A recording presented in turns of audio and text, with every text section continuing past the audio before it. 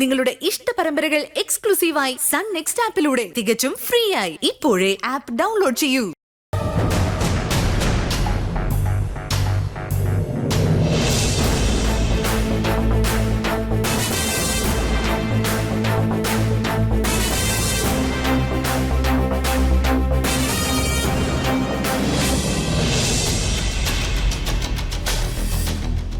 എന്റെ വീട്ടിൽ കയറി വന്ന് എന്റെ അമ്മയും പെങ്ങളെ അപമാനിക്കാൻ ഒരുത്തനും ഇന്നേ വരെ ധൈര്യം കാണിച്ചിട്ടില്ല.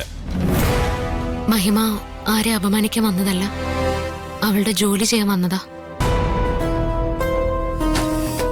അല്ല, ഞാൻ അറിയാൻ പാടില്ലാത്തോണ്ട് ചോദിക്കുക. അവൾ എന്ത് ജോലി ചെയ്താലും എനിക്ക് സ്വൈരക്കേട് ഉണ്ടാക്കണമെന്നാണോ ആദ്യം തീരുമാനിക്കുന്നത്? ശരി, ജോലി ചെയ്യാൻ വന്നതാണെങ്കിൽ അത് ചെയ്തിട്ട് പോണം. എന്തിനാ അമ്മയോടും സ്വപ്നയോടും വഴക്കിട്ടത്? ഗിരിയേട്ടൻ കാര്യം അറിയാതെ സംസാരിക്കല്ലേ. മഹിമയുടെ അടുത്ത് സ്വപ്നയാ മോശമായിട്ട് പെരുമാറിയത്. സ്വപ്ന അവളെയും അവളുടെ ജോലിയെയും കുറെ മോശമായിട്ട് പറഞ്ഞിട്ടും എന്നെ ഓർത്ത് മഹിമ ഒന്നും പ്രതികരിച്ചില്ല. സ്വപ്ന ഓർഡർ ചെയ്ത സാധനത്തിന് കൊടുക്കാൻ കാശില്ലെന്ന് പറഞ്ഞപ്പോ മഹിമ അത് വേണ്ടെന്ന് പറഞ്ഞു പോവുകയാണ് ചെയ്തത്. ഞങ്ങളുടെ കുടുംബത്തിനും അവളുടെ ഔദാര്യമൊന്നും വേണ്ട. ഞങ്ങളുടെ കയ്യിൽ കൊടുക്കാൻ കാശില്ലെന്നാണോ നീ മഹിമയും കരുതിയത്? അവൾ അങ്ങനെ ചെയ്തത് ഒരു ഔദാര്യമായിട്ടല്ല, കുടുംബക്കാര് തമ്മില് കാശിന്റെ കണക്ക് പറയണ്ടെന്ന് കരുതിയിട്ടാ അവൾ അങ്ങനെ ചെയ്തത്. എന്നിട്ട് എന്റെ കയ്യിൽ നിന്ന് അവള് കണക്ക് പറഞ്ഞ് കാശ് മേടിച്ചല്ലോ. ഗിരിയേട്ടൻ അവളെ കുടുംബമായിട്ട് കാണുന്നില്ലെന്ന് വീട്ടിൽ കയറി ചെന്ന് പറഞ്ഞില്ലേ?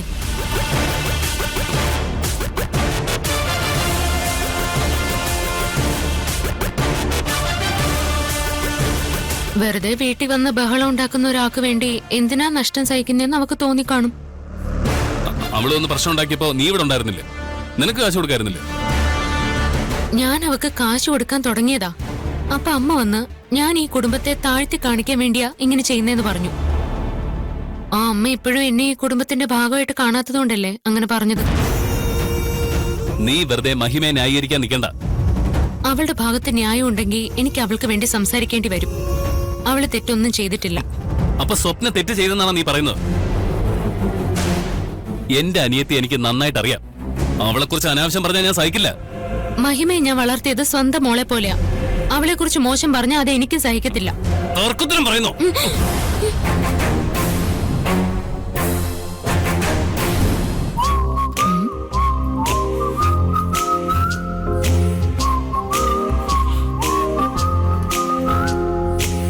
അടിക്കുന്നില്ലേ? അടിക്ക്. അടിക്കുന്നേ? എന്തായി കാണിക്കുന്നേ?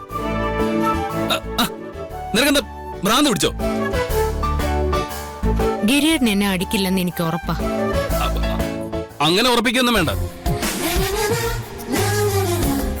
എന്നാലേ അടിക്ക്. ഇപ്പൊ ഒരു മൂടില്ല, പക്ഷേ ഞാൻ നിനക്ക് ഓങ്ങി വെച്ചിട്ടുണ്ട്. ഞാൻ കാത്തിരിക്കാം. ഇങ്ങനുണ്ടോ പെണ്ണുങ്ങള്?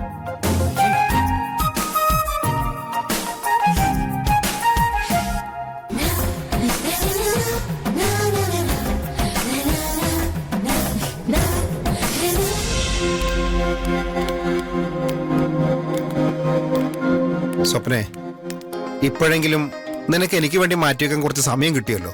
എക്സാം ഒക്കെ അല്ലേ, പോരാത്തതിന് വീട്ടിൽ ഒരു സമാധാനവും ഇല്ല. എന്തുപറ്റി? ചേട്ടനൊരു ദരിദ്രവാസി വീട്ടിൽ കയറ്റിട്ടുണ്ടല്ലോ, അവളെ കൊണ്ടുള്ള ശല്യം സഹിക്കാൻ വയ്യ. മഞ്ജു നിനക്ക് എന്ത് ശല്യം ഉണ്ടാക്കിയത്? ആ കുട്ടി പൊതുവെ ആരുടെ കാര്യത്തിൽ ഇടപെടാത്ത ഒരാളല്ലേ? ഓ, അപ്പൊ അവളുടെ സ്വഭാവം മനസ്സിലാക്കാൻ മാത്രമുള്ള പരിചയമായല്ലേ? നീ എന്തൊക്കെ സ്വപ്ന ഈ പറയുന്നേ? അവളെ പലപ്പോഴും സ്റ്റേഷനിൽ പോകുമ്പോൾ ഞാൻ കാണാറുണ്ട്. ഗിരിയുടെ കൂട്ടുകാരനായതുകൊണ്ട് അവൾക്ക് പറ്റുന്ന സഹായമൊക്കെ അവൾ എനിക്ക് ചെയ്തു തരാറുണ്ട്. നീ വക്കീലായതുകൊണ്ട് പോലീസുകാരെ തലയിൽ കയറ്റി വെക്കേണ്ട ആവശ്യം ഉണ്ടായിരിക്കും. പക്ഷേ ഞങ്ങൾക്ക് അങ്ങനെയൊന്നുമില്ല. എനിക്കും എന്റെ കുടുംബത്തിനും ആ യൂണിഫോം കാണുന്നതേ അറപ്പാ.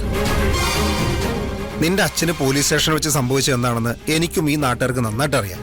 പക്ഷേ മഞ്ജു ഇപ്പൊ ഗിരിയുടെ ഭാര്യ. അതുകൊണ്ട് പഴയതൊന്നും മനസ്സിൽ വെച്ച് പെരുമാറാതെ തുറന്ന മനസ്സോടെ അവൾ അംഗീകരിക്കല്ലേ വേണ്ടത്. ആ പോലീസുകാരെ അംഗീകരിക്കാനോ? അതിന് ഞാൻ വേറെ ജന്മം എടുക്കണം. ഗിരിയേട്ടനെ കല്യാണം കഴിച്ചത് മഞ്ജു ജീവിതത്തിൽ ചെയ്ത ഏറ്റവും വലിയ അബദ്ധമാണെന്ന് അവള് തിരിച്ചറിയും. ആ വീട്ടിൽ അവൾ അനുഭവിക്കാൻ കിടക്കുന്നതേ ഉള്ളൂ. സ്വപ്നെ, മഞ്ജു ഒരു പാവാ. അവളെ നീയും നിന്റെ അമ്മയും ചേർന്ന് വെറുതെ ദ്രോഹിക്കരുത്. ഞങ്ങൾ ദ്രോഹിച്ചെന്നോ? ഞങ്ങളുടെ കുടുംബത്തിലേക്ക് കയറി വന്ന് സമാധാനം നശിപ്പിച്ചത് അവളാ. നിങ്ങളുടെ വാശിയാ ആ കുടുംബത്തിലെ സമാധാനം കളയുന്നത്. പിന്നെ എന്റെ അഭിപ്രായത്തില് ഗിരിക്ക് എന്തുകൊണ്ടും ചേരുന്ന ഒരു കുട്ടി തന്നെയാ മഞ്ജു.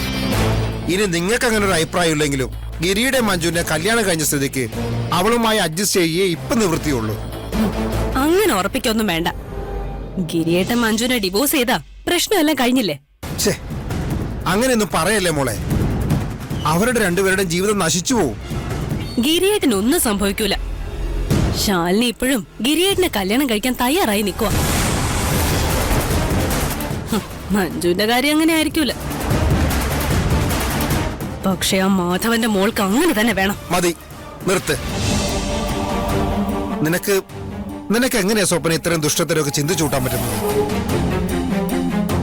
അതെ, എല്ലാ വീട്ടുകാരും ബന്ധങ്ങൾ നിലനിർത്താനാ സാധാരണ നോക്കുന്നത്. നിങ്ങളുടെ കുടുംബം മാത്രം എന്താ ഇങ്ങനെ പെരുമാറുന്നത്? നീ എന്തിനാ മഞ്ജുവിനെ സപ്പോർട്ട് ചെയ്യുന്നേ? അവിടെ സ്റ്റേഷനിൽ മാത്രമാണോ നിന്നെ സഹായിക്കാറുള്ളത്, അതോ? നീ എന്താ ഉദ്ദേശിച്ചത്?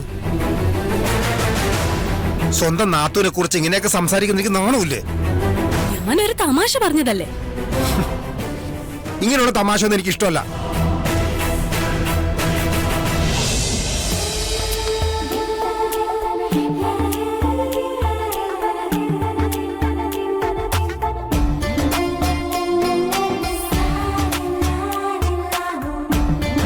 അത് വിട്ടുകളാ. ഞാൻ ചോദിച്ച കാശ് നീ ഒപ്പിച്ചോ? കാശ് കിട്ടിയില്ല മോളെ. അത് ഇന്ന് ഫീസ് തരാന്ന് പറഞ്ഞ ക്ലയന്റ് എന്നെ പറ്റിച്ചു. നാളെ കിട്ടും, ഉറപ്പാ. ശരി, നീ ചെല്ല്. ഇത്ര പെട്ടെന്നോ? നമ്മള് മര്യാദക്ക് സംസാരിച്ചു പോലുമില്ല. ഗിരിയേട്ടൻ എന്നെ പിക്ക് ചെയ്യാൻ വരാന്ന് പറഞ്ഞിരുന്നു. അയ്യോ, ഗിരിയോ? ഏട്ടന് എത്ര സമയമായി? ദൈവമേ, ഇതൊക്കെ നേരത്തെ പറയണ്ട മോളെ. എന്താ ഞാൻ പോട്ടെ, ബൈ. അയ്യോ, ഓ ഗിരി, അമ്മേ, പോട്ടെ. അമ്മേ,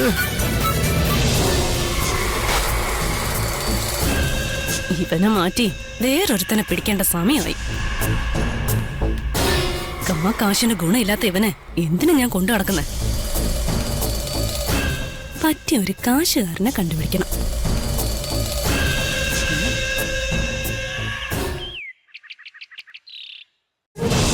ഗോപാലേട്ടൻ ഒന്നുകൊണ്ടും പേടിക്കണ്ട. ശാലിനി ഇവിടെ തന്നെയുണ്ട്. ഗിരി ഇപ്പൊ എത്തും. എന്റെ അഭിനയത്തെ പറ്റി ചേട്ടൻ അറിയില്ലേ? ആർക്കും ഒരു സംശയം തോന്നാതെ ഞാൻ നോക്കിക്കോളാം. കുത്തിത്തിരിപ്പോ? ഞാനോ? അതൊക്കെ പണ്ട് നടന്ന കാര്യങ്ങളല്ലേ ചേട്ടാ. ഇപ്പൊ ഞാൻ ഒരു പ്രശ്നത്തിനും പോവാറില്ല. ശാലിനി ഗിരിയെ പറ്റി മറന്നു തന്നെ വേണമെങ്കിൽ പറയാം. ഞാൻ അതുപോലെ കൂടെ നടന്ന് ഗുണദോഷിക്കുന്നുണ്ട്. എന്നെ അവൾ അമ്മയുടെ സ്ഥാനത്തല്ലേ കാണുന്നേ. അതിന്റെ ഒരു ബഹുമാനം കാണിക്കാതിരിക്കോ? ശരിയേട്ടാ. ഗോപാൽജി ആയിരുന്നോ? ആ, തിരിച്ചു വരാൻ കുറച്ചുകൂടി സമയം എടുക്കുമെന്ന് പറഞ്ഞു. അതുവരെ എന്നോട് എല്ലാ കാര്യങ്ങളും നോക്കി നടത്താൻ പറഞ്ഞു. നീ ഇത്ര പെട്ടെന്ന് റെഡിയായോ? ഇറങ്ങാൻ ചാച്ചു.